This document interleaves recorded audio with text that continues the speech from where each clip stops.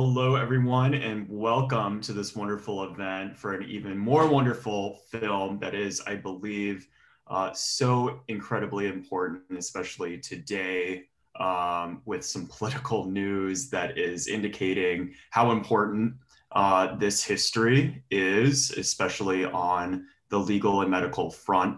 I described the film happily and publicly that it was both riveting and essential. So I cannot thank Patrick and Bennett enough for including me in this conversation.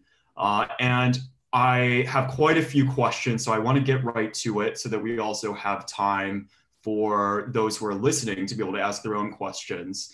And I always like to start with the origin story for any creative or any project. I'd love to hear how, given the labor of love that this documentary, this essential piece of knowledge took, and I know how long it took. So Patrick, I'm curious, what was the catalyst for creating this film, and why did you want to tell this particular story?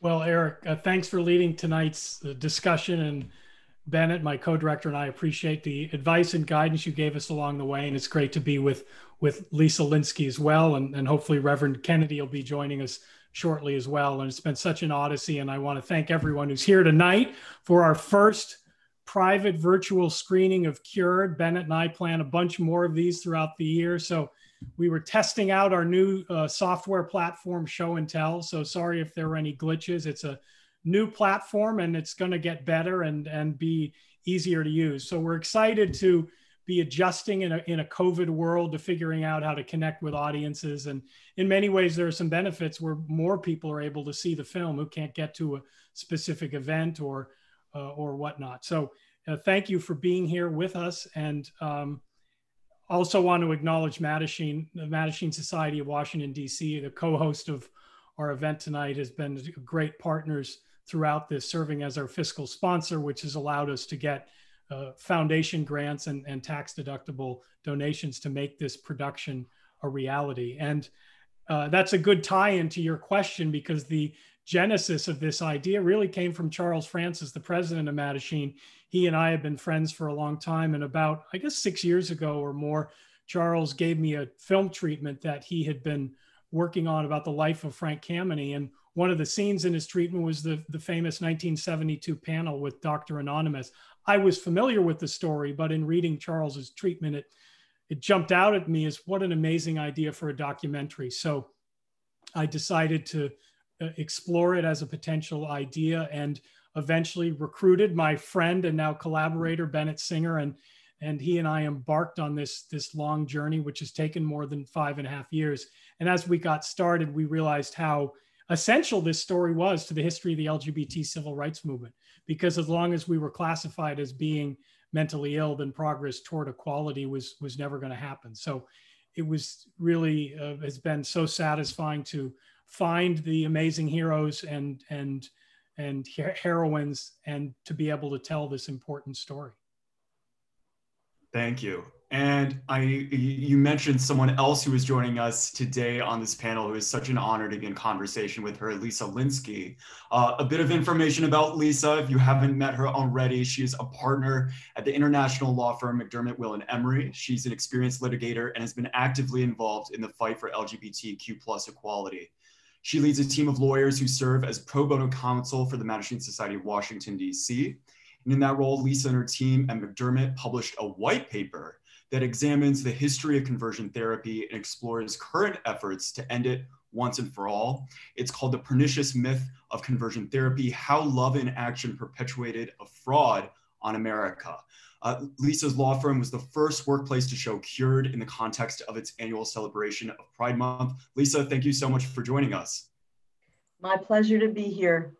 So my question for you is, the film CURED highlights this fight. That's not just a story from history. As I mentioned earlier, it's also relevant today.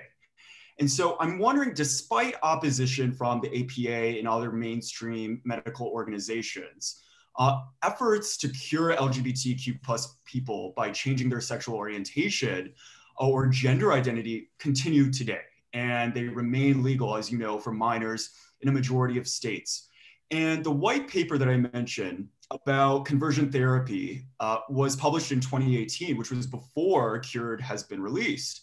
So I'm wondering, what does the white paper tie into the story told in CURED about the medical profession and its historic treatment of LGBTQ plus people? Sure. Well, before I jump in to respond to your question, Eric, I just want to acknowledge Patrick and Bennett and the Mattachine Society of Washington, D.C. for making this film, for supporting this film. I remember 5+ years ago meeting with Patrick and Bennett in the Algonquin Hotel for drinks and a chat about this film they were working on, and just remember being so excited that they were taking this on. It's a story that some of us know, but many people did not know. And it's really been a pleasure to watch them develop the film and see the film evolve. I had the pleasure of watching earlier incarnations and was just so thrilled to be a small part of it. I really am delighted, like a proud parent almost, delighted that my kids have accomplished this, and it's a significant piece of history that has been memorialized. And so for that, I thank you all, and I thank the Mattachine Society for supporting you in this endeavor, and of course for so many, many other things. Just quickly, I will tell you that McDermott's love affair with the Mattachine Society of Washington, D.C. has been going on for nearly a decade. Charles and I met at an LGBT workplace program that we hosted at McDermott. We were showing the film Codebreaker, another Patrick Salmon blockbuster. And it was after that program that Charles spoke with me about getting McDermott involved as pro bono outside counsel to the Mattachine Society. And we could devote the entire program to all the fabulous projects that we have done together in our pursuit of archive activism, to preserve historic documents, to find them, to preserve them, to share them, and to tell the stories that they tell by just making sure that the paper trail, if you will, the evidentiary paper trail is preserved. And so in 2016, when the Mattachine Society took on a conversion therapy project after Kate Feltz, our vice president, discovered Garrett Connolly's book, Boy Erased, we really didn't know what we were about to embark on. And we did a 2-year project. It culminated in our opus, as Charles refers to our white paper. It's a scholarly piece. It's a piece of legal scholarship. And it starts with the history of conversion therapy. And when you talk about conversion therapy and its history, you really do have to start with the medical profession. And while today we know that every major medical organization eschews the benefits of conversion therapy, we know it's harmful. We know the suicide rates and the depression rates and the substance abuse of those who try to survive their experiences in conversion therapy, which in many instances is torture. The fact of the matter is, this is still a very, very relevant topic. And you're right, Eric, in that we did dive into creating this white paper before CURED was finished. And we started looking in the 1940s. Charles and Kate discovered documents that showed how the medical establishment in the 1940s really colluded with the federal government to stigmatize homosexuals and to spread the word, spread the message to society that we were in need of a cure, in need of treatment, because homosexuality was considered a sickness, a mental disease, or a defect. And so the first section, if you will, of the white paper really sets the stage for what we call the junk science and the junk medical literature that arose in the 1940s in an attempt to cure homosexuality. And CURED, the film, does a marvelous job, though you must have the stomach to watch it, but it does do a marvelous job in depicting these aversion therapy techniques that we also write about in the paper. Things like the ice pick lobotomy, electric shock therapy treatments, chemical and deprivation therapies, all aimed initially at trying to rid homosexuals of their same-sex desires and to repair their psyche. We talk in the white paper about the Farrell Instrument Company, which actually was out of Nebraska and marketed and sold a line of devices that were used to assist in conversion therapy treatments. CURED, the film, does a wonderful job in showing how the federal government worked with the medical establishment, the psychiatric fields. And it was with the advent of the Lavender Scare and the Executive Order 10450 and Hoover of the FBI with his sex deviance program that the environment, the culture was ripe for this animus to become very deep-seated in our society. And we talk in the white paper about St. Elizabeth's Hospital, the first federally funded hospital for the insane, and the role that St. Elizabeth's Hospital played in the so-called treatment and the attempt to cure homosexuals, particularly those who were employed with the federal government.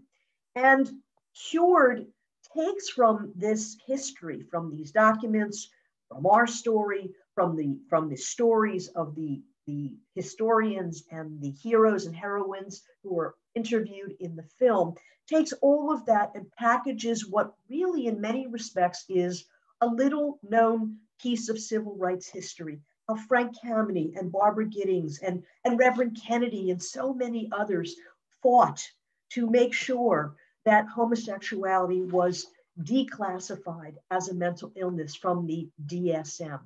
I'll stop there and tell you the rest later. Mm-hmm. Thank you so much, Lisa. And now it is truly an honor to introduce our next panelist, Reverend Magora Kennedy, who has been fighting for social justice for more than 5 decades, an active participant in the civil rights movement, the women's movement, the movement for LGBTQ plus equality. She's a former Black Panther who describes herself as the gayest great-great-grandmother you'll ever meet. A resident of New York City, she's a Stonewall veteran who recently completed work on a book called Shades of Stonewall. Reverend Kennedy, thank you so much for joining us. Thank you. Thank you for having me. Yeah. It's really, who knew? Like in 1969, when we were out there in the streets, who knew that it would come to this? But the whole thing was, everybody, just like I said, got sick and tired of being sick and tired, being, harassed by the police. And a lot of times, you talk about police brutality. The gay community knows about it in telephone numbers, for lack of a better word. Mm-hmm. And the idea was that we're just not going to take it anymore. And that's when everybody just got together and decided to fight back. Originally, it started because of the wake of Judy Garland. That was in 1969, and everybody had gone uptown to the wake. And of course, the lines were stretched out around the corner because they wanted to view her, because they did have her in view, which is very seldom that they do. In the meantime, it poured down rain. As it poured down rain, everybody's finery got wet, and they went back to the Stonewall Inn to lament.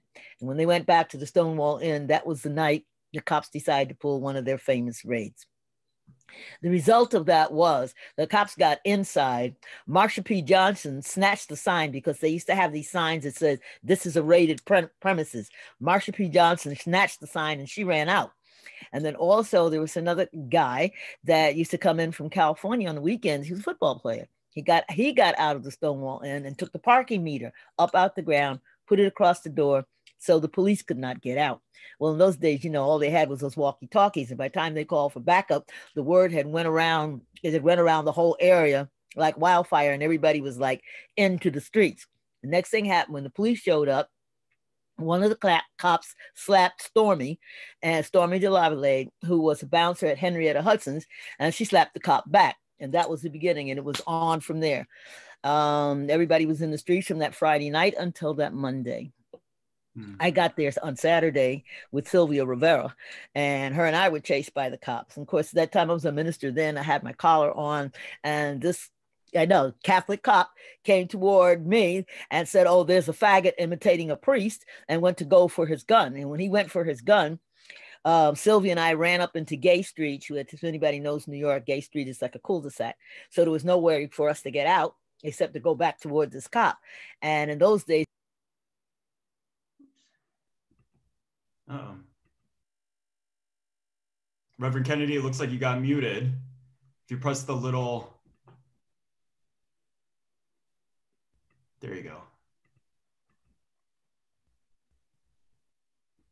If you press it one more time, there you go. Okay. Yeah. So Sylvia and I got back, you know, we got away from that cop, and everybody was in the streets Friday night, Saturday night.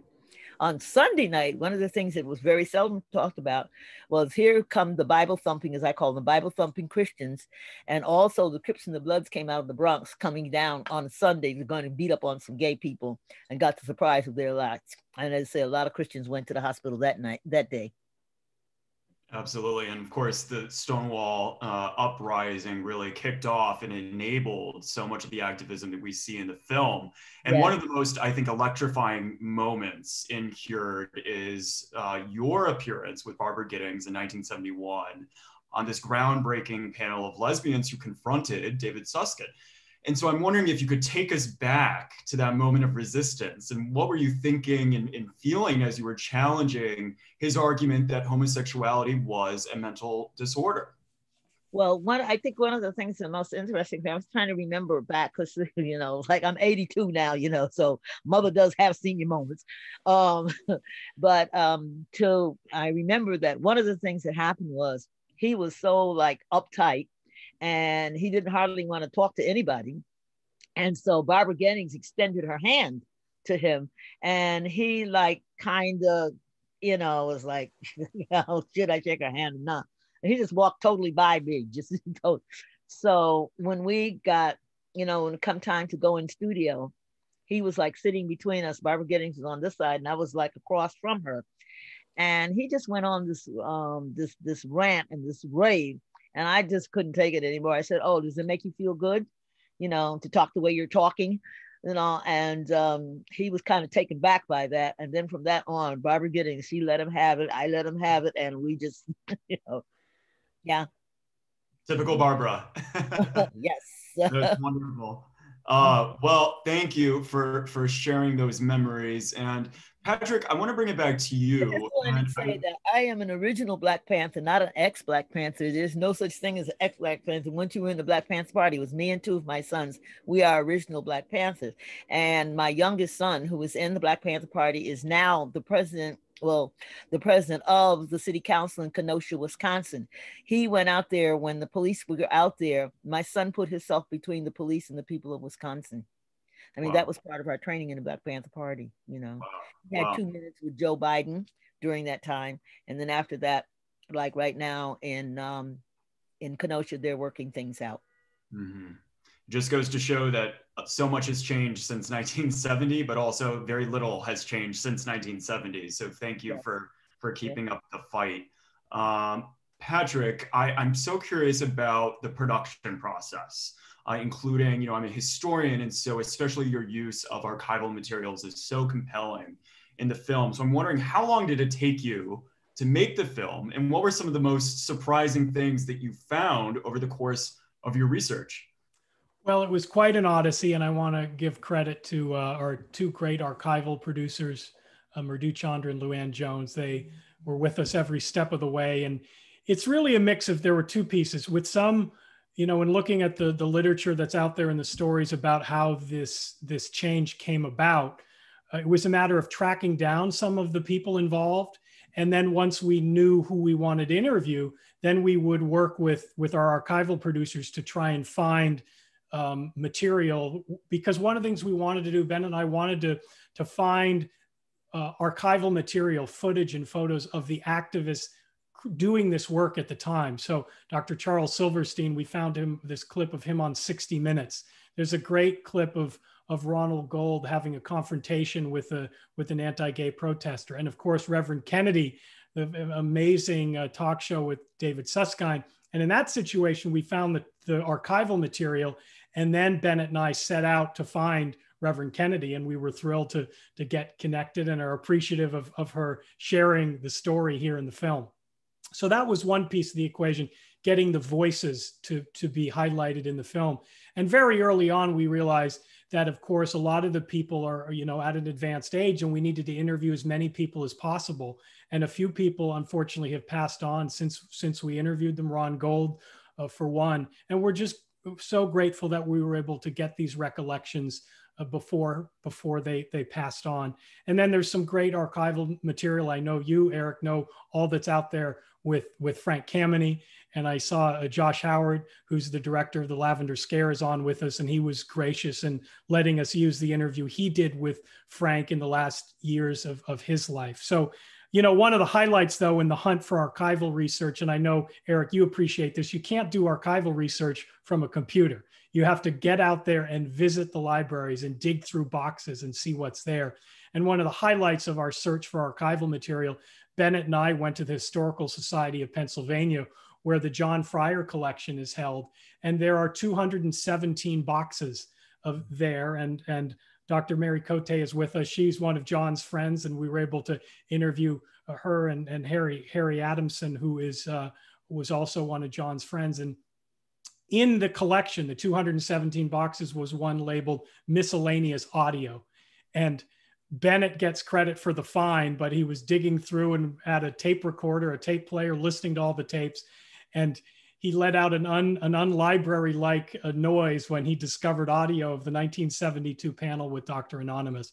That's, we had his written speech. We knew, that's been well established as being out there, but I don't know of anyone else I don't think it was known that the audio is there. So, watching the film, you see how much that adds to the drama when you hear John Fryer's voice sharing his thoughts as a closeted gay psychiatrist who's working to convince the APA to change this classification. So there were a number of other finds like that. And so we've stitched it together in the way that we have. And I hope it does justice to the heroes and heroines who made this change happen. Thank you so much. And Lisa, we talked about how the fight continues, and we talked a bit about the white paper. And I think, looking at current events and looking at some of the argumentation of the supporters of conversion therapy, and noticing that they have repackaged their views and tried to change their arguments while keeping the central tenet of conversion therapy the same. So I'm wondering if you could talk about that phenomenon and also what you discovered and maybe part of the solution as we confront that, especially with the threat from a new Supreme Court. What do we do to confront this new issue? Oh, looks like you need to unmute. Sorry about that. I don't know that it's a new issue. It seems to me that everything old is new again. And not in a good way. So if we sort of reel it back to 1973, when the APA voted to declassify homosexuality from the DSM, there's no denying it was a major milestone on the path toward LGBT equality. But as we have seen over and over and over again in our community's history, it's one step forward and invariably two steps back because of the backlash. And in 1973, there was also concern outside the medical establishment in religious circles, in the public's mind at large, about the so-called gay agenda. And so even though the medical profession came out, if you will, and not everyone, by the way, and not everyone, as CURED shows us, not everyone in the APA voted to declassify homosexuality in the DSM, but this stamp of approval, if you will, this legitimization of homosexuality as a normal variant of human sexuality came at an interesting time in our American history. In '73, we started to see the emergence of the broader sexual revolution, of the women's liberation movement. These ideas, these concepts, and this consciousness was taking hold in American society. Many saw this as social progress, and yet there were many others who were terrified by it. Many, including men, who had not yet accepted the notion of women as equals, let alone gays, and religious organizations who saw women's subjugation to their husbands as the way American society was supposed to go. What did all this mean for traditional families if gays were going to be accepted in mainstream society? If women were going to be able to occupy the same jobs as men? What does that say about the men and who's going to run the household? This was the backdrop in 73. So while we saw movement in the medical establishment, there was a lot of backlash that started to percolate up. Why do I start there in responding to your question? In preparing for today's discussion, I looked at the 2020 Republican platform, which is essentially a regurgitation of the same platform from 2016. But it's nonetheless jarring when you read it today, and you see this blatant refusal to accept LGBT civil rights that have advanced since 73. And these overt efforts, there's no shame around them. They are declared efforts to roll back what some people feel were mistakes, including mistakes by the courts. There are sections of the platform that talk about the activist judiciary and that the Obergefell decision was the wrong one, and that the GOP is committed to seeing its reversal. So, when you take conversion therapy is subtly acknowledged as a parental right. If parents have children and they want to put their kids and subject their kids to conversion therapy, that should be their right, just as homeschooling and school choice should be parental rights. All of these concepts are thrown in together in the GOP platform. And what we saw from 2016 was an administration that carried out the promises. I don't have to tell, I'm sure anyone on this, involved in this conversation, that the GOP has unleashed anti-LGBT sentiment, and this administration has been one of the most aggressive and rejecting of the LGBT community. And there are just countless examples that we could give. But that, coupled with the mentality of the GOP as expressed in its platform and contemporary conversion therapy programs.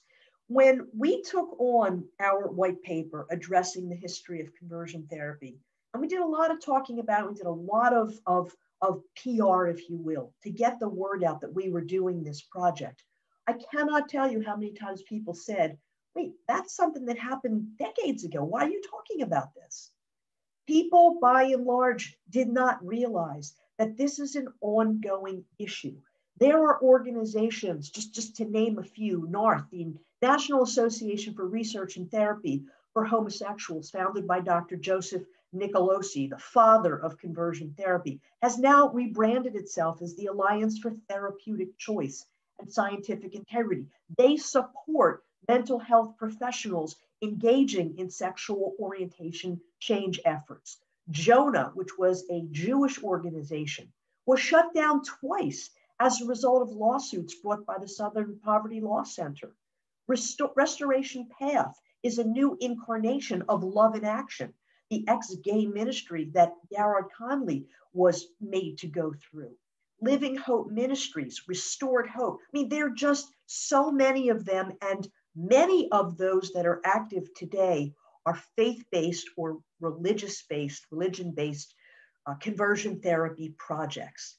And the interesting thing that a lot of people don't know, which was another reason we felt it was so important to do this white paper, and with CURED now spreading the message here, it's even more relevant, because these conversion therapy programs and efforts are hiding in plain sight. In 2019, Living Hope Ministries, which espouses conversion therapy, basically they had an app for phones. And as a result of a campaign, a change.org campaign from Truth Wins Out, Google Play Store was pressured into removing the app from their phone. There were about 1,000 viewers of the app. And in particular, the section of the app was keys to recovery from same-sex attractions. This is a year ago. So the point is, when we talk about films like Cured that take a historical perspective on how gays and lesbians were treated back in the 40s and 50s and how it resulted in change in the 70s. And we look at the white paper that traces the history of conversion therapy efforts in this country.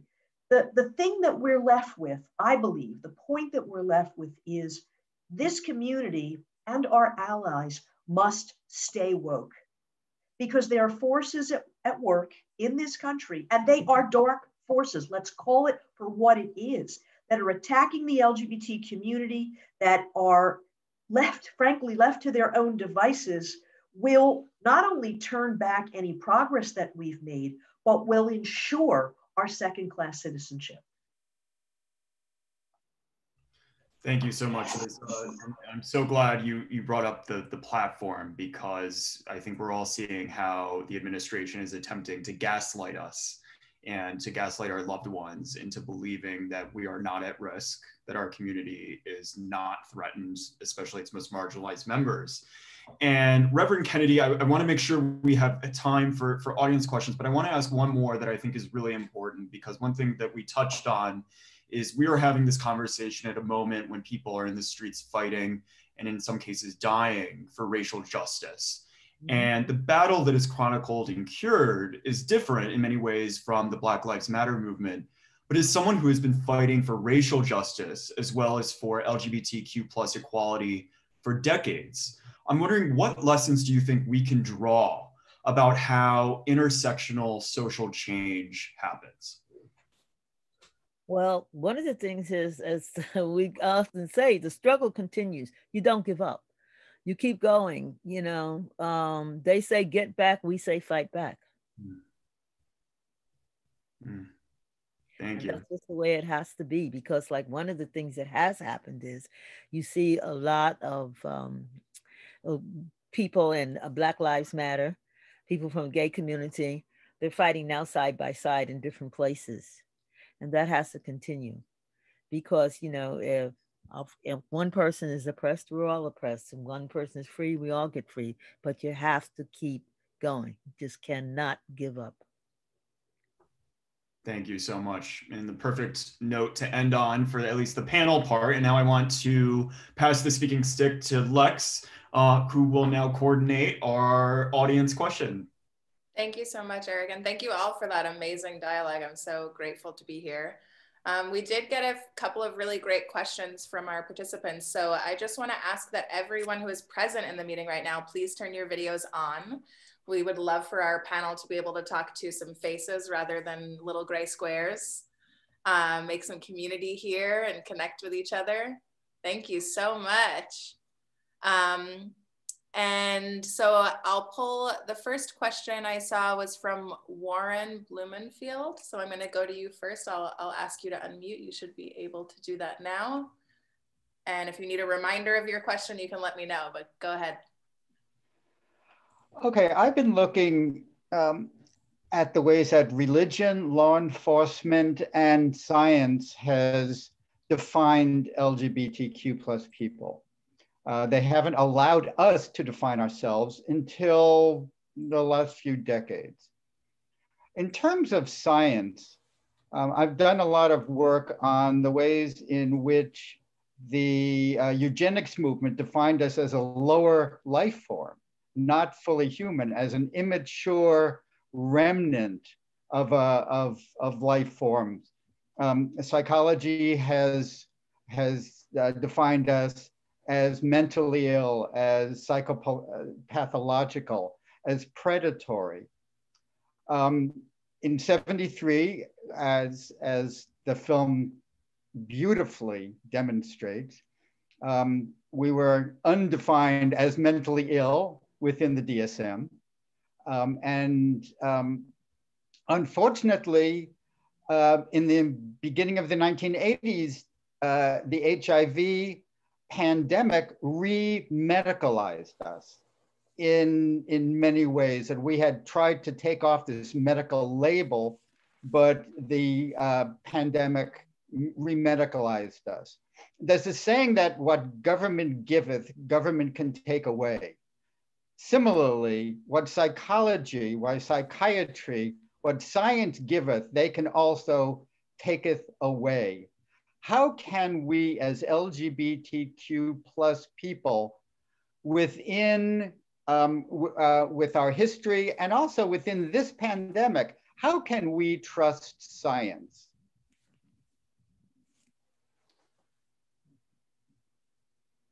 That is a good question, Warren, and it's nice to see you again. Warren's one of the first people I talked to early in the research process, and to give an acknowledgement, Warren participated in the ZAP in 1971 at the hotel in Woodley Park with Frank Kameny there. So thank you for the work. I saw myself in the film, actually. Oh, you were in one of the photos. That's great. Yes, yes.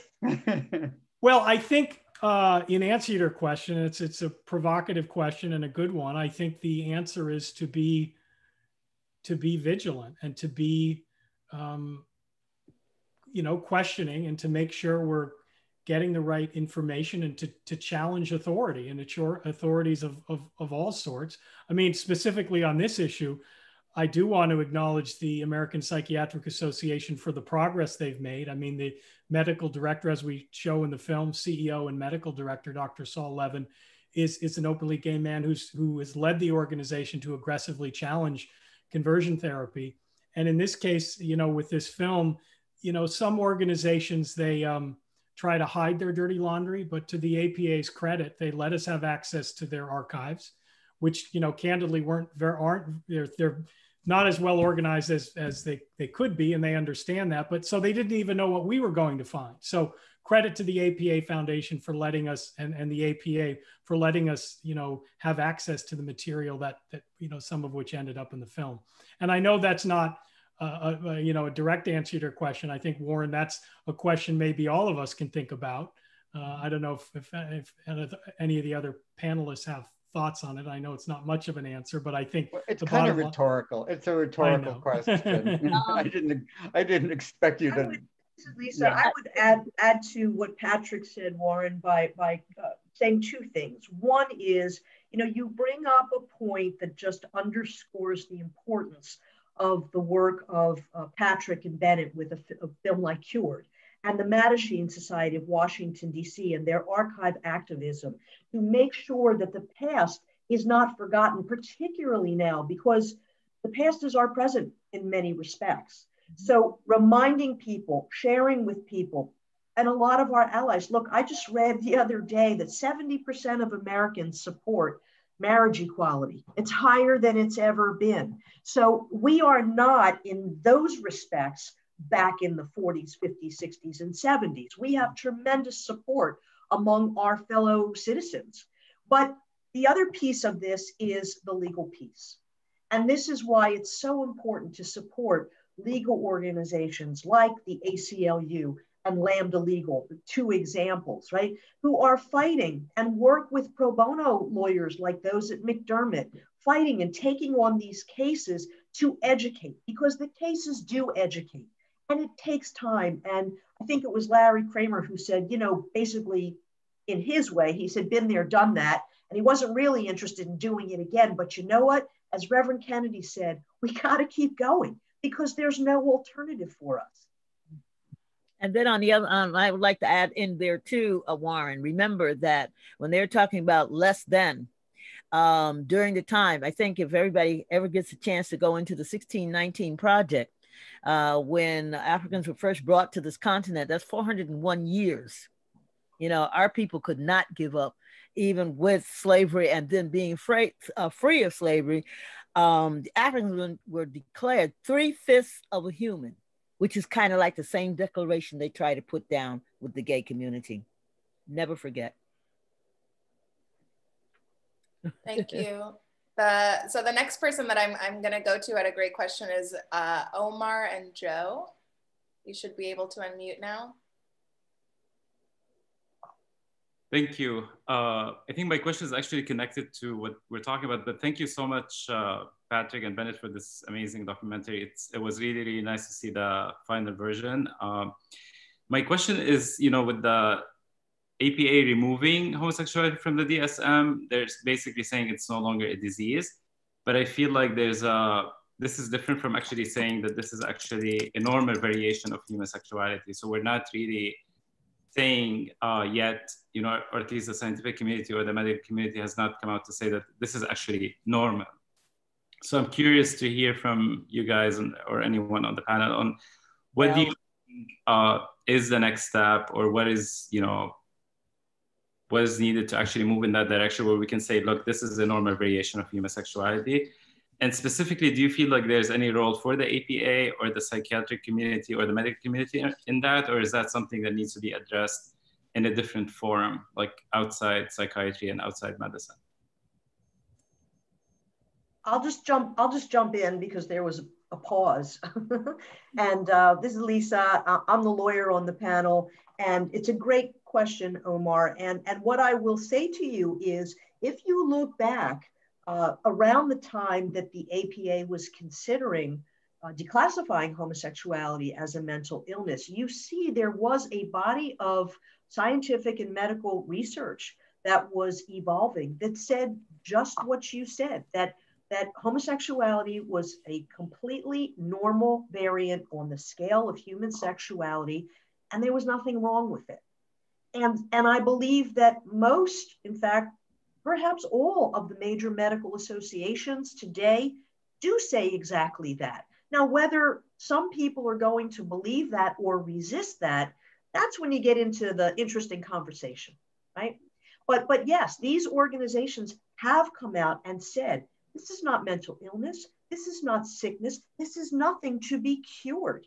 And that's why conversion therapy for young people is so destructive and has to be stopped, across the board stopped. Right now, we have 20 states that have enacted bans.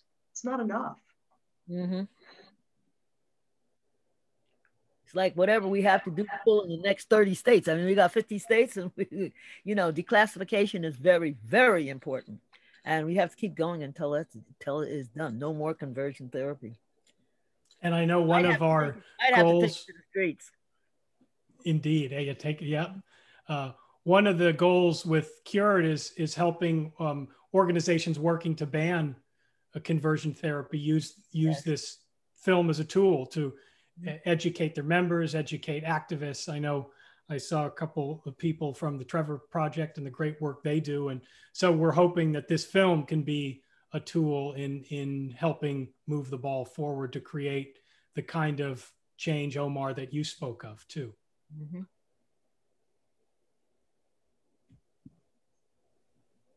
Sorry for the delay, everybody. I was trying to locate someone, but because we have so many Patrick Salmons in the meeting, it's proving to be a little bit difficult.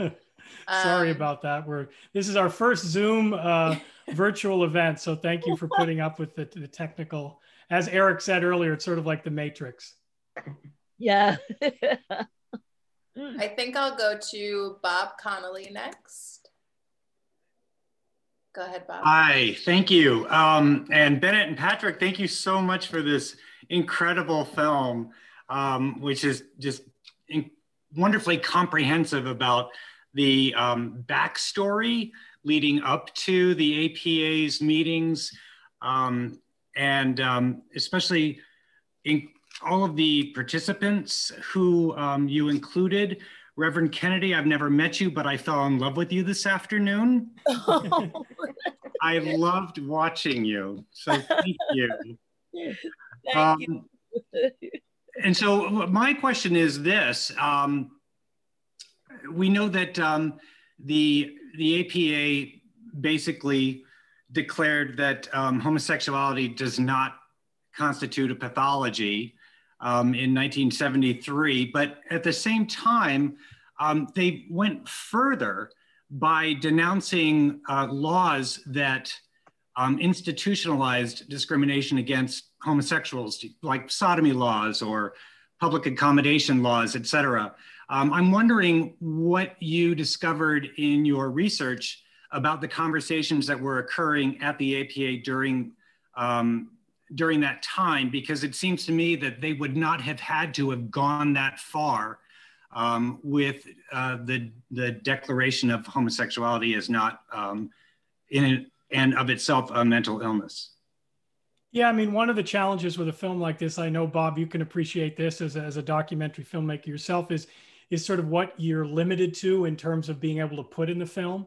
It's sometimes where there could be a good compendium book. I know there have been others out there about this, but you know, the APA battle was an important start in 1973, but there was a lot more change that had to happen, and we couldn't get into the weeds of the process that went on, or more in the weeds. We got a bit in the weeds, but this was sort of the wording that passed in 1973 was sort of compromise language that set up something.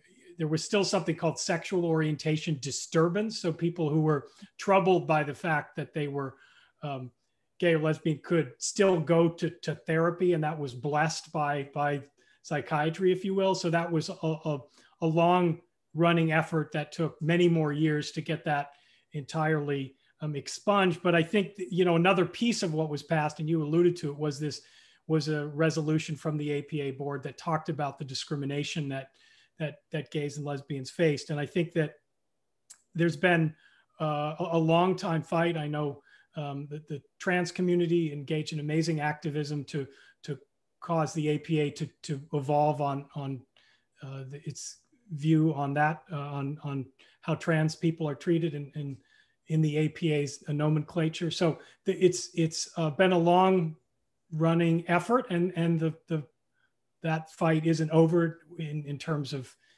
within the APA. And I know it's great, the ally that is the allies there now within the APA, but as we've been saying tonight, there's more work to do. And I think one of the important themes, as I know we're running long, I do want to make this point. I hope one of the things that all of you get out of, you know, message in this film is, even though this is a film about history, it's very much about the present. And we've been talking a lot about that today, because it includes a recipe for social change.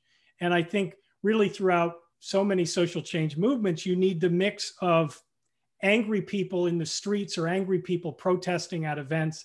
And then you need the sort of people maneuvering the halls of power, if you will, to translate that energy and activism into creating change, whether that's change in laws or change within organizations. And it really is the two. And oftentimes those groups don't get along. They disagree on the strategy. They don't think that the other side is helping their cause. And that's also a good sign too. And so you need that push and pull of insiders and outsiders. You need the activism of protest, but you also need sort of the maneuvering, the lobbying behind the scenes, the handshakes, the cocktail parties. And it's really those two things together that created this change within the APA. And it's really a lesson about how social change is created in general. I wanted to get to just one more person. Peter, if you're able to unmute. Yes, I did unmute. I don't know why I can't show my picture. Can you now? There I am. Well, I was fortunate enough to know both Frank Kameny and Barbara Giddings. As a matter of fact, when we started our Delaware Stonewall Democrats, we named it after Barbara, who at that point lived in Delaware. It was the Barbara Giddings Delaware Stonewall Democrats. Oh. And I succeeded Frank Kameny as a member of the DC Human Rights Commission. Huh. So I have a background, but now I'm president of the Delaware Stonewall PAC, which is actually the successor of the Barbara Giddings Delaware Stonewall. And we do have the conversion therapy ban here in Delaware, but religious organizations are exempt. And we want to figure out a way of making sure that they're not exempt. And anyone had success, any state, in fighting this religious opposition to making sure that religious organizations cannot do conversion therapy? There are a lot of people, Peter, this is Lisa, there are a lot of people who join in the sentiment. And I guess my initial response is don't hold your breath. And I say that half jokingly, but really it's not a laughing matter. You know, if we had had time, I would have talked a little bit more about the Alliance Defending Freedom, which, as many of you know, is an extreme American conservative Christian legal organization. And they are all over, along with other similar organizations like the Liberty Council. And now they're going to have a friend on the Supreme Court. I'm sure it's a matter of maybe minutes or hours before Judge Barrett is confirmed. And our community is going to have a real problem. I know what she said or didn't say during the confirmation hearings, but the truth of the matter is she has a long history of association with the Alliance Defending Freedom. And she is not a friend to our community. And to say, as she disingenuously said during her hearings, that she wouldn't prejudge any case, I'm sorry, but I don't believe it. The religious freedom and liberties arguments are what our community is going to be facing. It's probably the biggest legal challenge that we will see in the next decade. And I don't know, frankly, how far we're going to get in challenging this. I believe that ADF and Liberty Council is doing a tremendous amount of work challenging conversion therapy bans, particularly not so much with religious organizations that are doing some forms of talk therapy, faith-based, but more individuals, mental health professionals who claim that even though they're licensed by the state, they're being shut down in practicing their craft because they're practicing Christians or maybe practicing Jews. And these notions of, you know, being gay or marriage equality and so forth, they run afoul of their religious beliefs. We litigated this very issue, gosh, it's got to be a decade ago, in the King case in New Jersey. And Lambda Legal took the lead on that, and we won. But the truth of the matter is these issues strike at the heart of the First Amendment freedom of speech, freedom of religion, freedom of the exercise clause, so many constitutional issues that get triggered by these conversations that we are going to have the fight of our lives. And with Judge Barrett on the Supreme Court, assuming that happens, we're looking at a 6-3 conservative majority, extremely conservative majority, and we've already seen the handwriting on the wall. So you, along with the rest of us who are fighting to ban conversion therapy on a nationwide basis and include religious organizations, we've got our work cut out for us. Well, on the note of that, I would say that remember, there's an African proverb that goes, how does a mouse eat an elephant? One bite at a time. So with the LGBT community being the mouse, we need to be rats now, taking a big bite out of that elephant. And that means that if we have to go back to the streets, we have to go back to the streets. This cannot go on. And people don't need to get comfortable and think that, you know, there's not still fight left, because there is. And whatever it takes, by any means necessary, we must stand tall and we must stand and fight back. Yeah, thank you so much for that. Thank you all. As we wrap up, let me just add, in terms of distribution plans for CURED, thank you for all of you who joined and watched the film. We'll be doing, as I mentioned, virtual screenings throughout the year. Next year, we'll have a virtual theatrical release, maybe a real one if events with COVID allow it to happen in the late spring or summer, building up to a national PBS broadcast in October of 2021. So we're excited that this will eventually have a national broadcast. Right. Thank you all so much for this. Yeah. Thank you for this incredible dialogue. I hope everybody enjoyed it as much as I did. And the team would really love to stay in touch with everyone who attended today. We want to keep the conversation going. We're building community around this film. And as we've been talking about, the fight for LGBTQ rights is not over. So if everyone here with us could take a quick moment right now to follow the CURED team on social media. I'm going to drop some links into the chat. and sign up for email updates from the producers. We would really appreciate that. As Patrick was just mentioning, the film is at the beginning of its distribution life. So as some of the earliest supporters of the film, you can help us get Cured out into the world and raise consciousness around the rich history of activism in the LGBTQ community. And go ahead, Patrick. Yeah, sorry to keep chirping up, but I know there are a lot of people here I see on this list. I don't have time to call out individuals. But I see you, and I thank you for the help you've given us along the way, whether it's financial, whether it's advice, whether it's encouragement, whether it's sharing your experience as part of this fight. It means so much. Bennett and I just can't thank you enough, all the people who made this film possible. So thank you.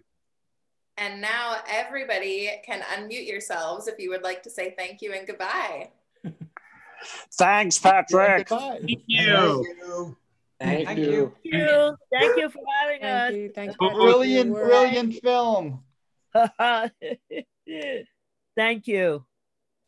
I love Reverend Kennedy too. I love you all. Listen, I'm 82 years old. Y'all are my babies. I'm the gayest great grandmother out the closet, honey. You go, girl. Oh, hey.